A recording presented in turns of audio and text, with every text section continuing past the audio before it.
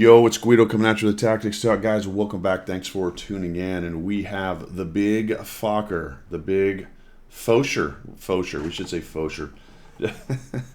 He sent me a note. He says, hello again, my favorite American. Well, thank you. Thank you very much. I appreciate that. I hope you're doing well and your coffee is delicious. I am doing okay. I'm feeling a little better and my coffee is delicious. So that is a plus. In this clip, you will see some extreme skill. Me playing 1 versus 3 in an IS3, and a Tier 9 Yogg Tiger. Punishing their stupidity. What the heck just happened? Punishing their stupidity, but then some extreme stupidity in the end, stopping a great match from being fantastic. Would love to hear what I could do differently. It seems when I'm under pressure, I handle it well, but when multiple choices of action open up, I crap my pants. He used a different word. Okay.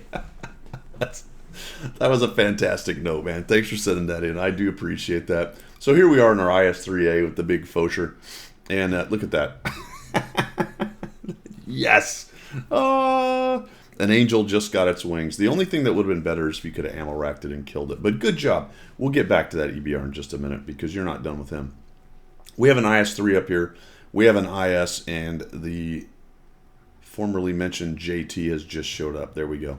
So we're trying to mess with this guy. We got the, oh my gosh, and that goes into the ground. We're not really having a lot of luck with RNG at the moment. In fact, we're only at 409 damage.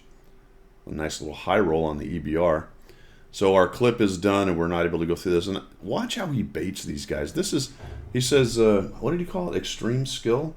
I would agree with this because I've watched this already once, and as we're doing the video here, we'll watch it again. But there's been some really nice, there was a really nice series in here as we deal with these three guys. Now let's just look at this for a minute because we got Fosher and that's it.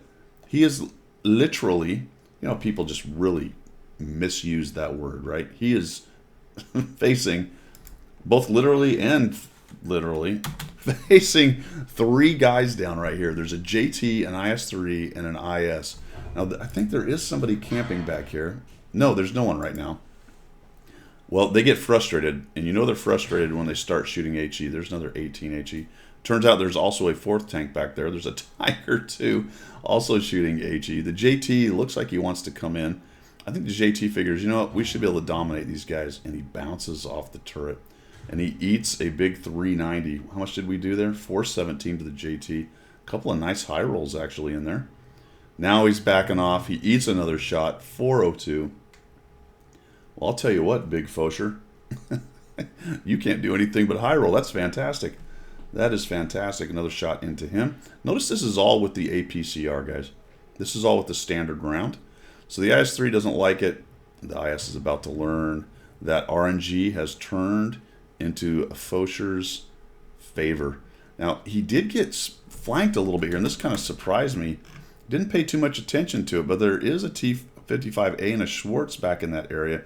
I'm kind of surprised they're not taking pokes at him. I don't know if they might have been back up under the hill because that piece of rock right there, that wall, cannot be shot through, but this one can. This one right here can be shot through. I was very surprised you didn't take any more damage than you did from those guys. There's another nice shot into the JT. He's just doing a really good job. Now, you said that you have trouble when there's multiple enemies, but I thought this whole sequence is pretty good. And maybe you're talking about when they are from multiple directions, and that could be. But these guys are all kind of straightforward, so you're able to manage this engagement pretty well, as long as they don't try to come around that corner right there. This IS-3 is about to learn about the little cheek side on slash pike nose coming out sideways. And there's two for you in the exact same spot. I wish I could see his model because I feel like those two shots are right in the exact same spot. That's some pretty good RNG at that range with this derpy of a gun, but he takes those two guys down. And it looks like T-55A died. That's a good thing. And the Schwartz died, so there is no longer anybody on his side. He's going to continue to work on... Oh my gosh, he did it again. The IS-3 doesn't learn, does he? He's probably cursing. I'm pretty sure I'd be extremely angry if I were him. Oh, and he misses. Takes a stab at the turret and misses. And then turtles up into that spot there. So we still have the JT. We got the IS-3. And it looks like the IS is still fighting in here. But we have taken, I don't know, 200 damage from these guys. Oh, look out, IS. No, that was not good. And done 3,834. That's pretty dang amazing. Really nicely done right there, actually.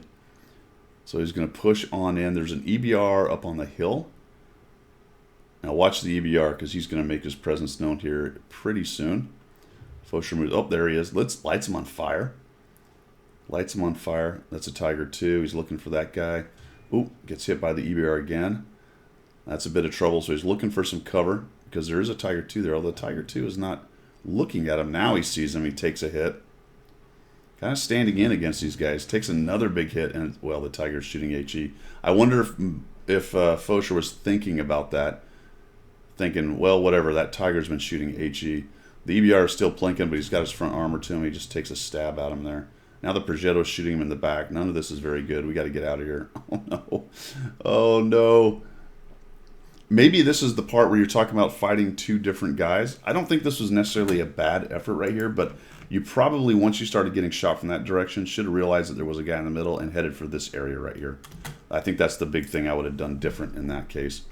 I think the Progetto probably ran out of shells, or you went dark right there, potentially. So we'll move across. This is a decent move. We're winning pretty well. It'd be nice to get rid of that EBR over there. So I think this is it right here. Look out, EBR. Oh, boy. I guess the shell velocity on the IS-3A is pretty good.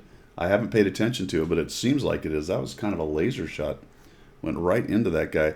Progetto also may have been getting busy with the rest of your team because it looks like he's pretty well engaged right there. That may have saved you as well some more shots. And I think this is the last part where he gets a little bit too aggressive. So, excuse me. Obviously, the Progetto and the other IS-3A are over there fighting your guys, which means the Scorpion's either backing them up in this corner back here, or he's potentially backed by their cap. I think your assumption has to be that he's backed by your cap, and you don't want to expose yourself to the Artie and the Scorpion, which you're going to learn pretty quickly right here. As you come up and over, you get hit by one and then nuked by the other. So that being said, I think your safer approach was probably over here, looking for potentially the 430 and the EBR to push in ahead of you, and then to come up on those ridge lines, on that ridge line right there, potentially a little to your left, so you can shoot sideways and maybe get a few more shots in there. Probably really the biggest mistake you made. You should have, in my opinion, you should have assumed that the Scorpion was back there. Now it's easy for me to say because I've watched it once and saw that's where he was. But I remember thinking as you were coming up over that the first time, like, ooh, I don't know if I'd go into that flat open area. I think I'd use a little bit more cover, try to get a little closer, and I might even peek a little bit just to see if I get lit. And if I get lit, then I'm pretty sure the Artie / maybe the Scorpion are in there somewhere.